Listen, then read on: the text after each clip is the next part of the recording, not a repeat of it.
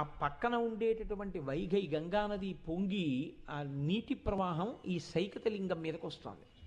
సైకతలింగానికి తగిలింది. ఆవిడ వెంటనే తన దగ్గర ఉన్నటువంటి పరిచారికల్లో ఒక ఆమె కాళి, ఆ కాళిని ప్రార్థన చేసింది.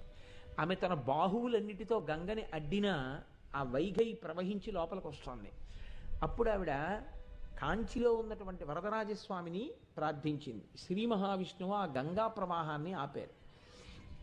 అప్పుడు ఆ తల్లి సైకతలింగాన్ని కౌగిలించుకుంది.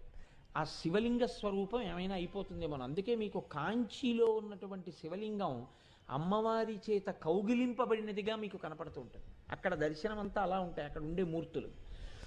అందులోంచి పరమశివుడు ఆవిర్భవించాడు.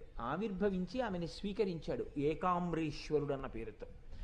అక్కడ వేదము చెట్టుగా వచ్చింది. ఆ వేదము చెట్టుగా రాబట్టే 4 కొమ్మలు 4 రకాలైనటువంటి మామిడి పళ్ళు